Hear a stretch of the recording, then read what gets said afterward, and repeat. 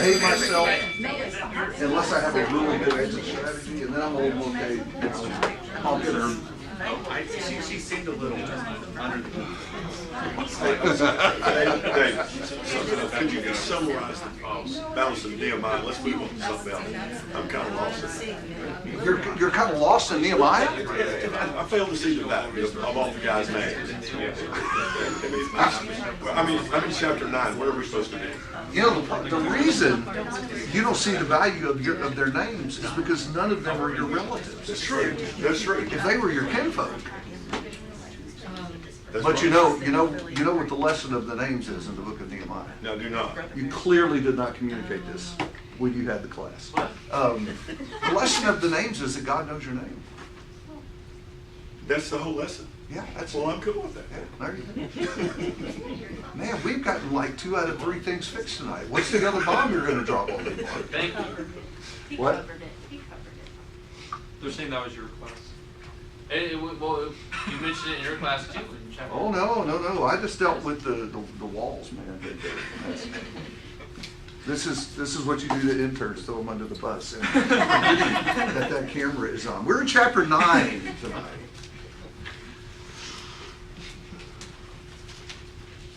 And I want you to work really hard to help me make this relevant for Mark this evening.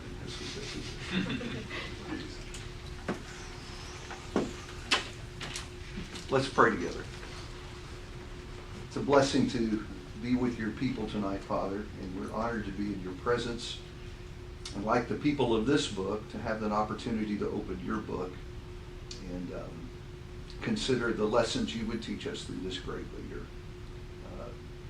May the revival we consider tonight inspire revival in our own hearts. In Jesus' name, amen. I wanted to start tonight by inviting you to look on the board at the chronology that I put up there. This is one of those segments in the Bible where I would invite you to ignore the chapter divisions for 8, 9, and 10. They all go together, and I think it's not going to make much sense, even though we're doing them over 3 classes, unless you can sort of separate that out. And so what I did is tried to break this out in a way that might help you put all of that together. We're talking about events that happen over the course of 1 month, right? A couple of times in the text it references the 7th month. That's when all of this is going on. So after the wall is completed, the beginning of the next month, all of this starts happening. 3 feast days in that month. The month opens on the 1st with the Feast of Tabernacles. On the 10th, there is the Great Day of Atonement. And then the week of the 15th through the 21st is the Feast of Tabernacles. Those were regular observances of God's people. It's just on this occasion, this particular month, you also have the evidence of this revival going on in Israel. And that's what we said chapters 8, 9, and 10 are all about. All of those chapters are telling the same fundamental story. And I would just back you up a little bit and remind you of what we talked about in chapter 8. Remember, on the 1st of the month, chapter 8 and verse 1 tells us about that assembly. Y'all remember that? All the people came together, everybody who could understand, and they have a gathering where Ezra is invited to come and read the law. I would not be dogmatic about this, but I suspect that probably happened on the day of the Feast of the Trumpets. That's what they did on that first day during that celebration, is they had this reading of the law. Because remember, what was their reaction when the law is read for them in chapter 8?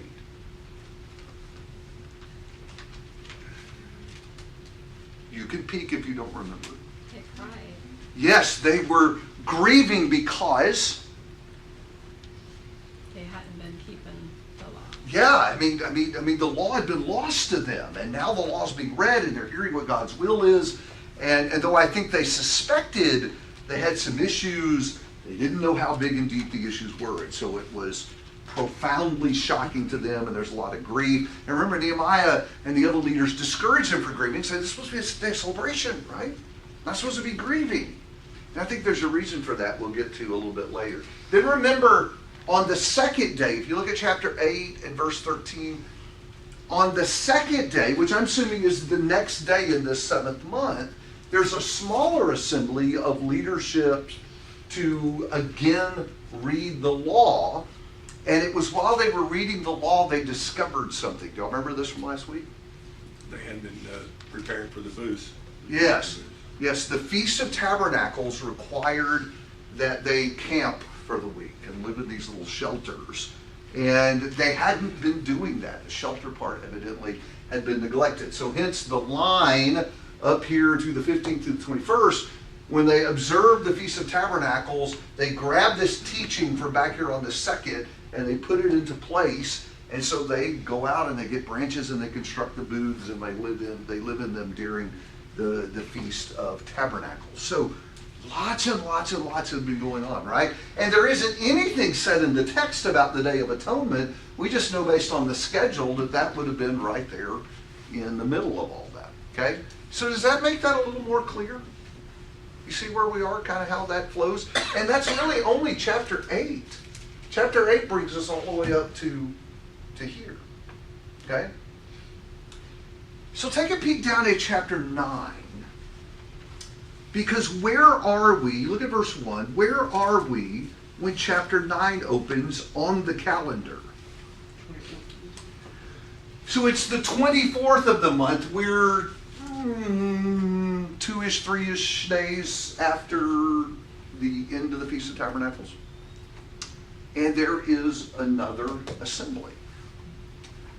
And to the best of my knowledge, that wasn't one of these prescribed feast days, like Tabernacles, Atonement, and Trumpets.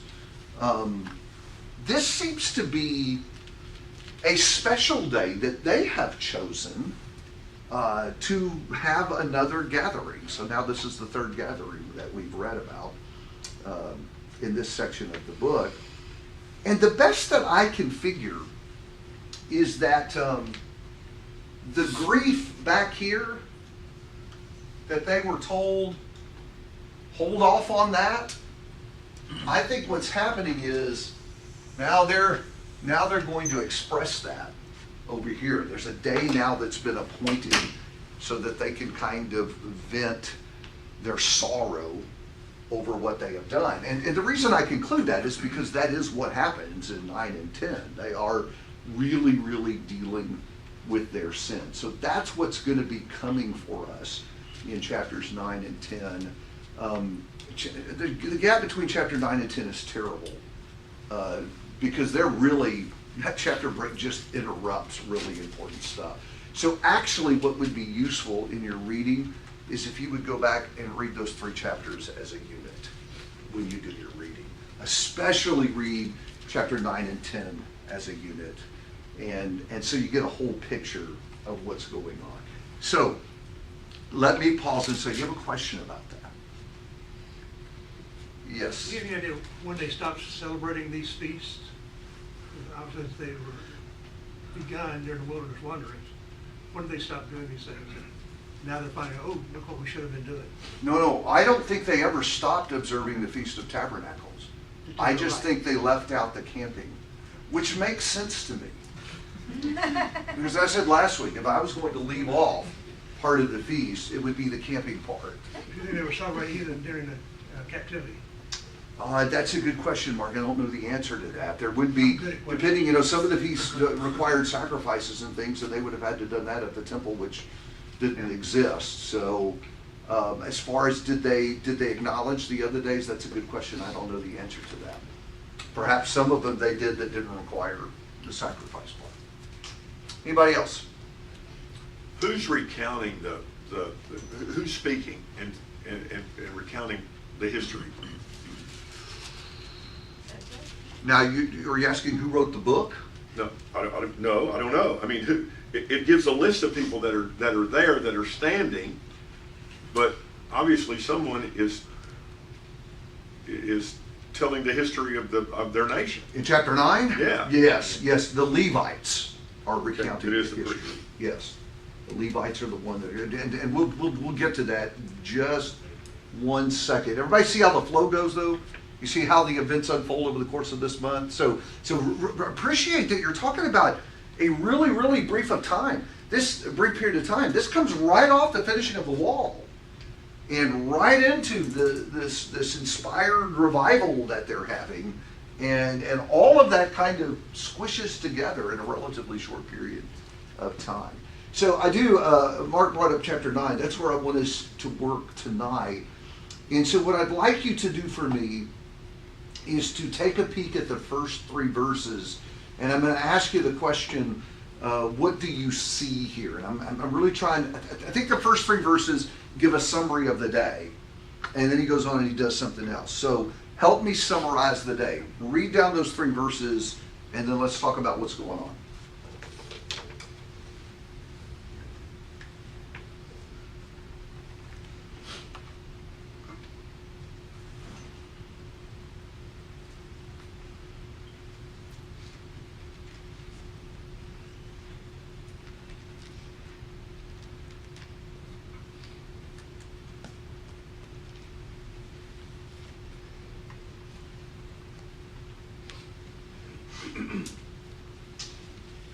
What I'm looking for is what they did on this day. What are the activities of the day?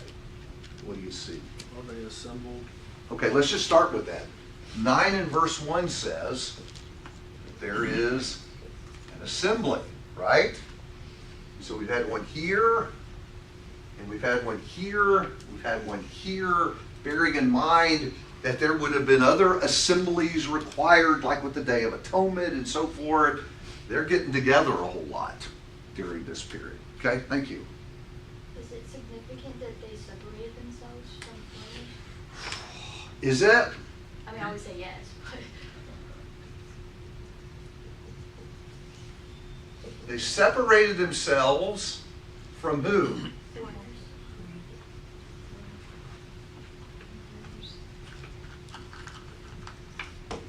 Foreigners. It's the imperial mourning. And Hold that thought. So let me grab that one next. Talk to me about separating from foreigners. Well, they were never more married to foreigners.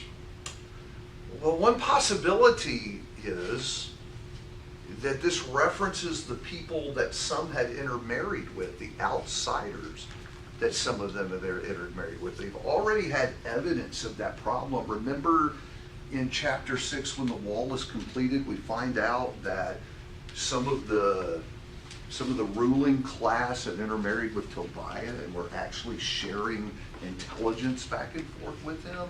And then that's going to become a problem that's going to be explored more later in the record.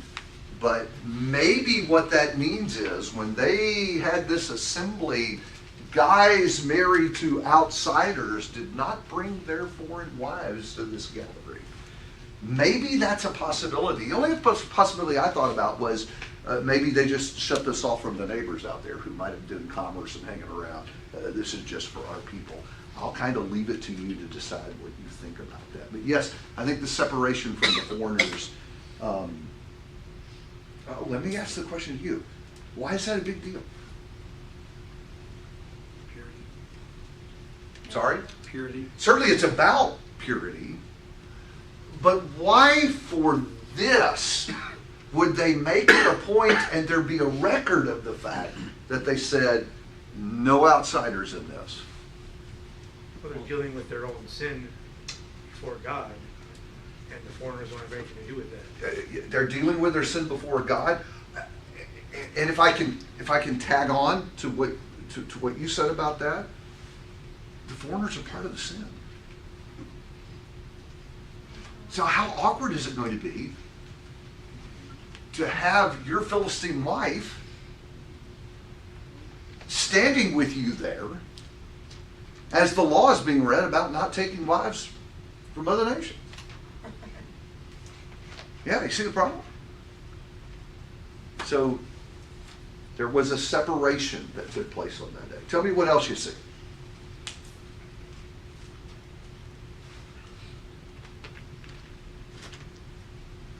They read some more from the book of the law.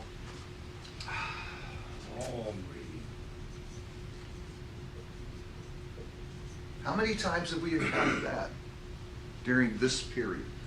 At least like 3, right? Yeah, because the law is read here at this assembly, and then it's read again here at the smaller assembly. That's where they find out they weren't doing the shelter part right, and now the law is read again here on this day of mourning, and it's evidently read for a long time, like hours. Y'all really need to feel better about sermon length after reading Nehemiah. Okay, really. I mean, even Jeff's sermon length, you got to feel better about it after reading Nehemiah, guys. This is like once a year, not once a week. And y'all get to sit for us when we preach, right? This was the reading before the sermon. Yeah, exactly. So tell me the significance. Why are we told again and again and again in this short period during this revival period, they read from the law of the Lord?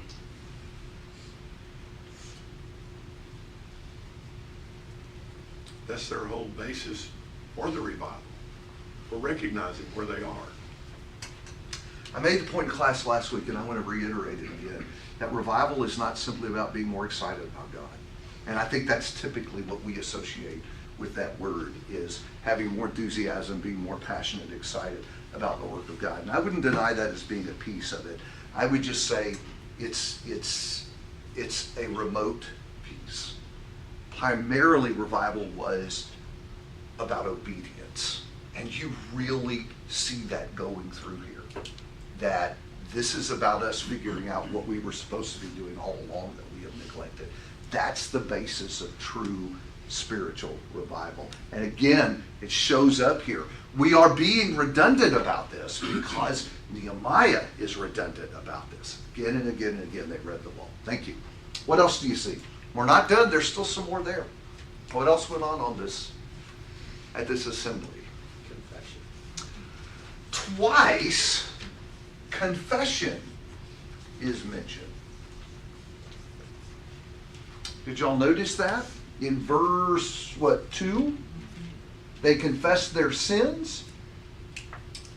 And then again in verse 3, for a fourth of the day, they confessed and worshiped. Okay? Makes sense, right? They've been acknowledging sin all along through this process. What else do you see? I think it's interesting how they even confessed the sins of their fathers. They kind of directly connected themselves to that. It's been a long history of rebellion. We'll say more about that in a minute. Thank you. Anything else you see? I think it's interesting that they came with fasting, sackcloth, and dirt, which one version says earth on their head. That represents a very humble point. They're mourning, they're sad, I guess. Yeah. These three things together, fasting, sackcloth, dirt. What's the significance? Humility. Humility. Recognition of wrongdoing. Mourning. Yeah, okay, yeah. Can I blend that together? And all of that together. These were Jewish symbols of grief, great grief. And I know it looks a little weird to us. I've sort of tried to get a mental image of dumping dirt or ashes on your head. And I think, well, that's kind of weird, but to be truthful, I don't like the idea of fasting either, or sackcloth. But have you ever thought about the fact that every culture has its mourning rituals? Yeah.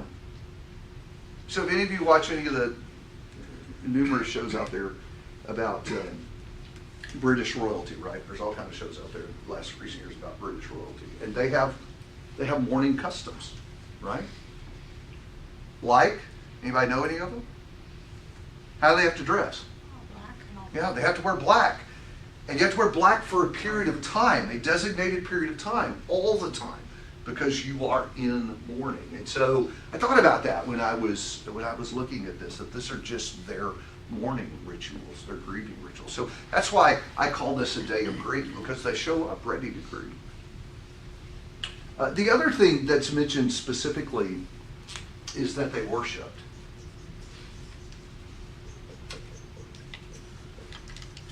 And so that was part of the day, part of the observance too. And that's actually sort of the segue into what is the body of this chapter.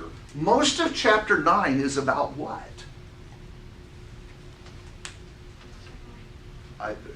Someone said something and all I heard was, "Oh, are you back there whispering?"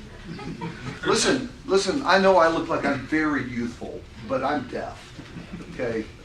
Well, it's about the revival.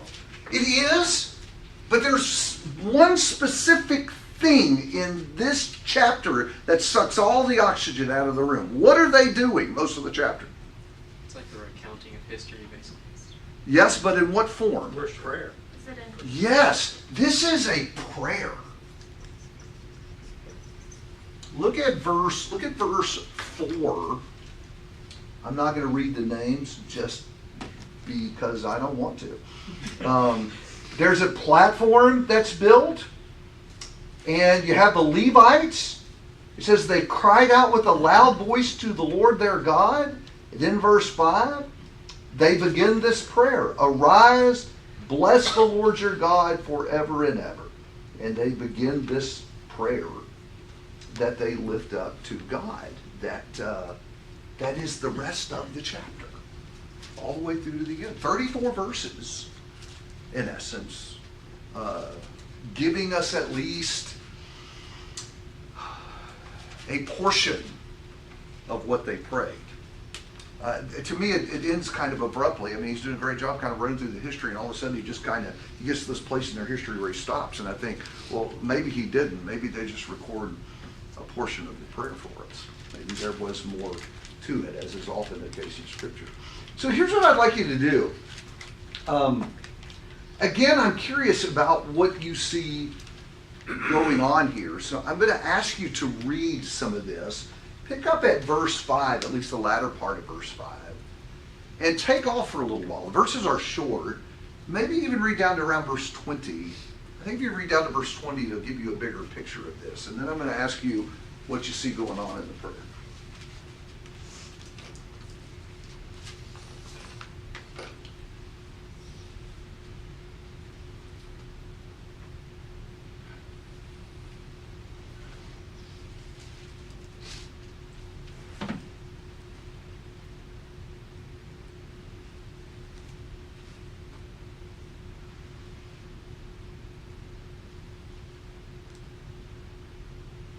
Recounting of their history. Yeah, hang on just one second. It's okay. I'll even let you go first.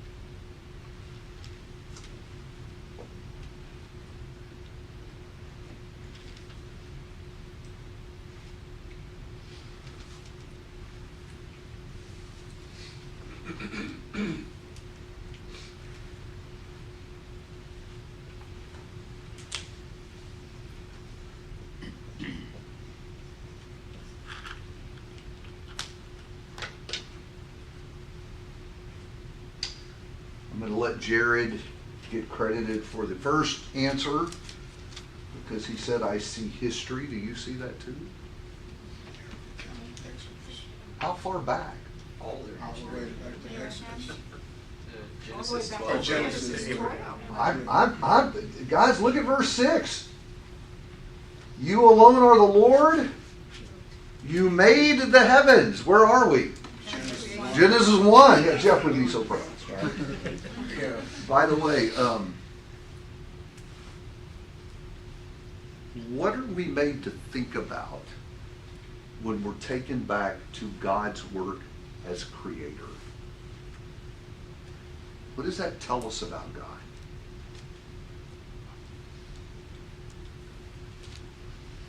Because I think there's a reason he starts there. I think there's a reason the Bible often starts with. God is the creator. He has all authority. It's an authority thing. And I just think that is super, super important. I think so often when we go to Genesis, we see cool creation story, 7 days, all that kind of stuff. And that's there, don't misunderstand. But what's underlying all of that, and one of the reasons that there is to say, God made you and everything else. And as his creation, there is this innate relationship that exists. He's in charge. He runs the show. And we bow the knee.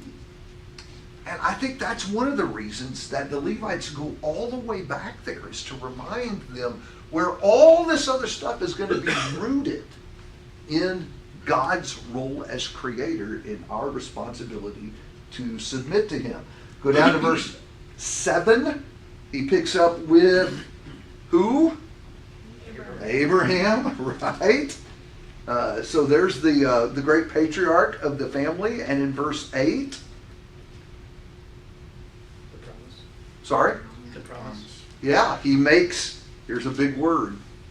And I think this word is all the way through it. He doesn't describe the promise. He says what? Covenant. God made a covenant with Abraham. And don't minimize that either. So we have authority and we have covenant in that. Okay, so I didn't catch that this was a prayer. I thought this was a recounting to the people so they understood their history. God knows all this. What are they praying to God for this for? I mean, I get frustrated when somebody gets up and tells God how great he is. Man, hey, he knows. Take care of us. God will take care of himself. Another story. But this is a teaching, reminding the people where they are. The reason for the revival. Is this a prayer to God? Verse 4, and they cried out with a loud voice to the Lord their God. Hang with me a little further and let me see if I can sell you. Or the end of verse 5. Or it Yes. seems like every verse, you. He's talking to you. Who's you? You did this. You made it. Yeah. We're gonna hang with me. We're gonna see that, and you're right. He's walking through here rehearsing what God has done. So, Creator, choosing Abraham, covenant, and then we get to 9, and we're in Egypt, right? Red Sea. He delivers them from that. Verse 11, divided the sea. Verse 12, led them out. Verse 13, down to Mount Sinai, where the Creator does what? He gives them the law. Which, by the way, what's he making with them in Exodus 19? Yeah, it doesn't say it, but that's what it is when he gives the law. In fact, in Exodus 19, 3 through 6, God says, if you will walk in my ways, you will be my people. What is that? Covenant. He makes a covenant with them at Mount Sinai. And so we keep going. He feeds them with bread out of heaven, verse 15, brings water from the rock, and then he brings them to the border of the promised land and says, go up and take it. And so up to this point, it's been all about God. Do you see that? And what he has done. And that's, you're correct in what he says there about you have done this, right? Then there is a break between 15 and 16. And the prayer takes a turn. Verse 15 opens with, you provided, you brought, you told. Then what does 16 do? And what does Randy tell you to do? Watch for the butt. Watch for the butt. I want to be careful about the way you say that. But they, right? Now who are we talking about? Yeah, their forefathers. What did they do? Well, they acted arrogantly, they wouldn't listen, and specifically, look at verse 17. What's he talking about when they say they acted arrogantly and they wouldn't listen? They didn't live up to the covenant. Too broad. There's something specific going on. When they go up to the border of the promised land for the first time, They wanted to go back to Egypt. they wouldn't go. And so notice he says, they appointed a leader to return them to slavery in Egypt, right? Isn't it interesting? Just think about how this whole thing playing out here is really a story of their whole history. God offers them the promised land, and they keep choosing slavery, which is their cycle over and over and over again, right? And yet, even wrapped up inside of that, notice the middle of verse 17. In the middle of their rebellion, he says, but you, remember we're watching for the but you are a God of forgiveness, gracious and compassionate, slow to anger, abounding in loving kindness, and you did not forsake them. So, you have the history, but not just random history, right? You have episodes that show how God has been good, and episodes that show their response to God. So, history. What else do we have? Praise. Praise? Where do you see that? All through it. They're naming all these things in this prayer, praising God for having given or done or whatever. Praise for God for what he's done for them. Yeah. What else do you see? Thank you. The two halves of the covenant, and which ones are good and which ones are failing.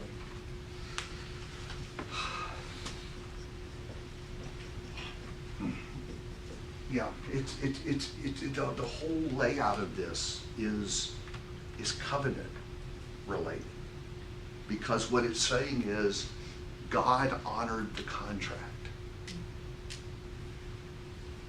and we didn't, right?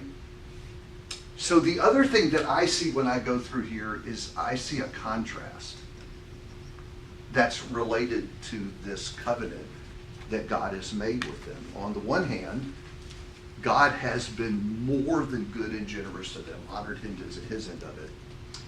And they have just been more than wicked and rebellious, right? Over and over and over again, they weren't covenant keeping. What else do you see? They kind of focus mostly on one specific aspect of the covenant, which is the land, which makes a lot of sense because that's where they are again. They're finally back.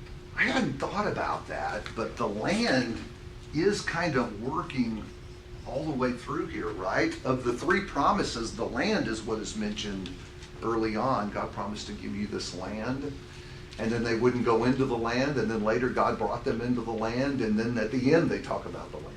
Thank you for that. What else do you see?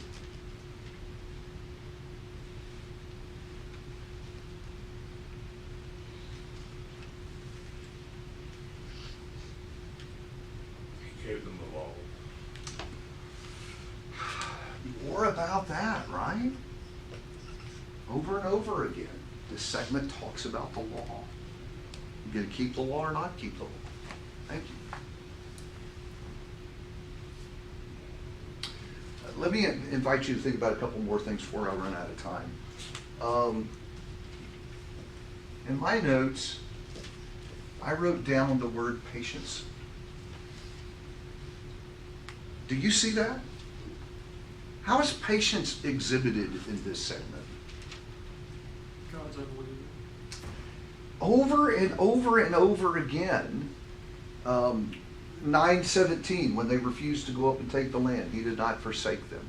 And then what you have, I think that if you pick up around verse 20 and go down to about verse 25, no, I'm sorry, go to verse 26 and then run down to, I don't know, 29 or so. I think that's the judge period, right? But they became disobedient and rebelled against you and cast, here it is, Don, cast your law behind their backs. Isn't that a vivid way of describing them? And killed your prophets who admonished them, so that they might return to you. Therefore, you delivered them into the hand of their oppressors who oppressed them. But when they cried to you in your time of distress, you heard from heaven, and according to your great compassion, you gave them deliverers. That sounds like the period of the judges. And then verse 28, but as soon as they had rest, what did they do? And they went right back to the evil, right? So that's that cycle of the judges over and over and over again. And what I think you see there is the patience of God. In fact, in verse 30, the Levites say in the prayer, you did this for many years. You just bought us back, delivered us over and over and over again. You're a gracious and compassionate God. The other thing that I saw here that I thought was really important, I'm going to use the word owning. Do you know what I mean when I say that? I see owning when I read this. Who's owning what in this prayer?